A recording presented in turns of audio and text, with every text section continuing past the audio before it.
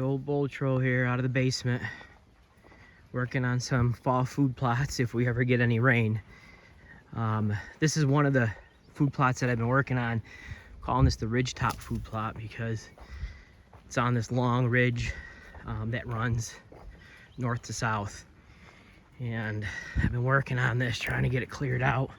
I got some stumps in here that I wanted to take out, but it doesn't look like I'm going to be able to get to them this year. But this goes all the way up, and it actually meets another one of my food plots, and I'll show you here in a second. If I got it somewhat open, gets decent amount of sunlight. I'm going to go through, plant this in rye, oats. I'm also going to throw some clover and chicory in here for next year. So I'll show you what this looks like here in a second. I'll drive up through with a four-wheeler. So this is kind of cool. I just found this down there on that Ridgetop food plot. That's pretty cool. It's definitely going home with me. Maybe it's a sign of some good luck. It's a pretty big horseshoe. I've never seen a horseshoe. I mean, a typical horseshoe I think is smaller. I don't know anything about this. If anybody knows anything about this, put it in the comments. It's pretty big. Like, I didn't know horseshoes were bent at the ends like that. I thought they were straight. Kind of interesting. Well, maybe a sign of what's to come here. Maybe I'll shoot a big one.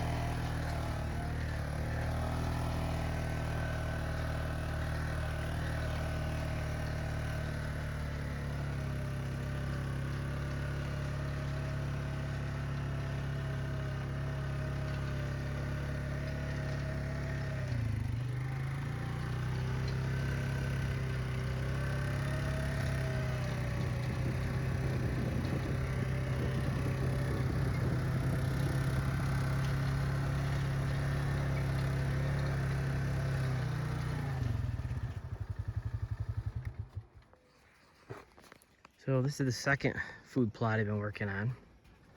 Got a bunch of stumps in here. I wanted to get them removed this year, but it doesn't look like I'm going to be able to. I'm not going to have enough time. So I'm going to try to plant this in Nebraska.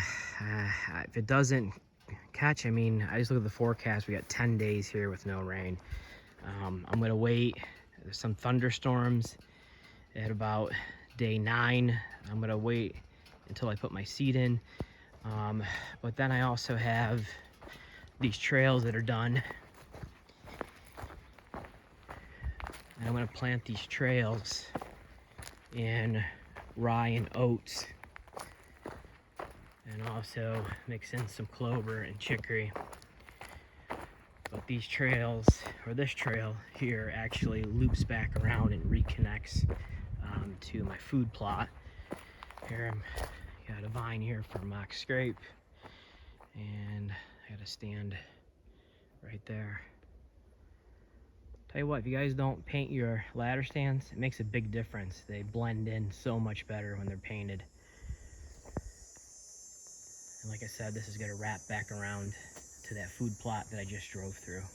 So I'm going to go back right now, and I'm going to pull the spring harrow around it and get it dug up a little bit. So when I do see rain in the forecast, I can come up here and seed quick.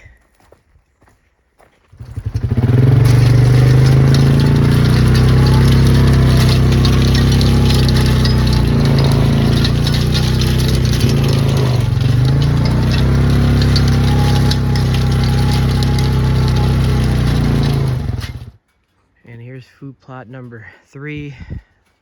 So this is down at the lower portion of the property, and all these food plots that you've been seeing, this piece of property was all wooded. There was no openings in it whatsoever. And I went through, I cut down a lot of trees in here and dug up a bunch of stumps, and I still have a couple more, but the stumps just take so long to dig up. So I'm gonna go through, I'm going to take the harrow, spring tooth harrow, drag it around here, get this ready to be seeded. This is gonna be seeded in Nebraska. If it doesn't catch, I'll just go through and I'll plant rye and oats in it. Like I said, the weather right now, there's no rain in the forecast for 10 days. So I'm gonna get it ready. So when I do see the window or the opportunity for me to get out here to get the seed in, so all I have to do is just come out here and put the seed in the seeder and spread it around. So this here, I don't even have a tree stand near it. This is just going to be 100% for the deer. I'm not going to, you can't really get into this to hunt it anyways. It's just too many swirling winds. So this is just going to be pretty much left alone just for the deer. I'm gonna go through and drag this up now. I want to show you guys this because I have a couple chestnut trees over here. One's pretty big. I don't even know, I mean, it's right there, this chestnut tree. Planted it a while ago. It's probably going on 10 years now. It's, I don't know, 40 feet tall. Pretty big. No chestnuts whatsoever on this. You can see the trunk, how big the trunk is. I have another chestnut right here planted at the same time. It's about half the size. Just not get enough sunlight. I gotta cut down this big maple over here. But it's not producing any chestnuts. I'm guessing I probably have 2 females or 2 male trees. I'm actually thinking about trimming this. Oh, wait a minute, I do have a chestnut. No way. I'm looking at this right now. I think that's a chestnut. That's a chestnut, right? Maybe I do. I see a couple up on there. There's one there. Oh, maybe I do have some. I don't see a lot of them though. Huh, I was actually gonna cut a couple of these branches down lower. They're getting really long. They're stretching out. I think they're trying to get that sunlight. Oh geez, I haven't seen that. So that's the only ones I see. I think that's a flower. I don't know much about chestnut trees. Another one, I only see a few. There's not a lot at all. I don't think there's any on this one. Just like I said, this tree is half the size.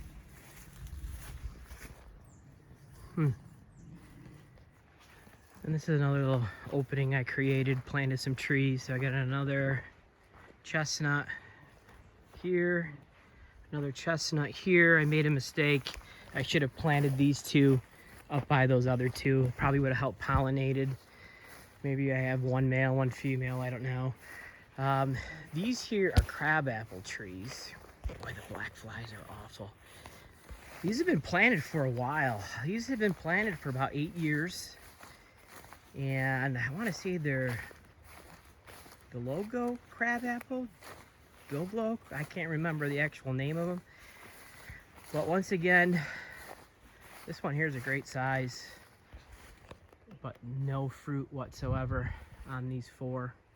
I'm not going to do anything with this. I'm just going to keep this mowed this year. I'm going to frost seed clover into it in the spring. But I am going to go through. I'm going to plant this trail through here with rye and oats and clover here in the fall. I'm going to wait till the beginning of September to go through and plant the rye and the oats. This here is a trail that leads up to, I actually have a saddle stand, a permanent stand up here in this location. I showed this in another video. This comes up here. There's another trail, comes up from the bottom. And then there's 3 trails.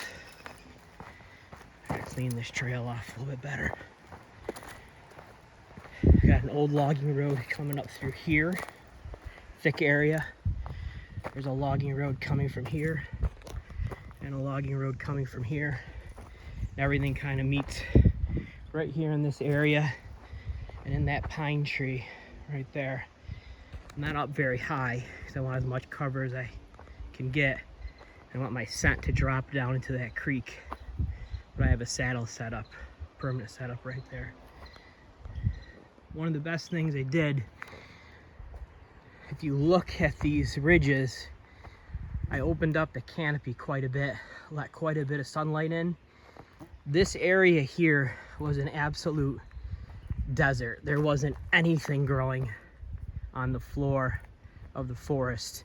Now, look how much green is up there. There's briar, there's shoots of aspen. There's all kinds of stuff growing up in there. It's looking really, really good, really thick. I'm actually gonna probably go through and hack and squirt some more of those trees this winter, but I'm really, really happy the way that looks. This here really thickened up. This is an absolute dead zone. Deer were not using this much at all. There was no food, very little cover here. This is super thick now, all down in through here. Looks really good.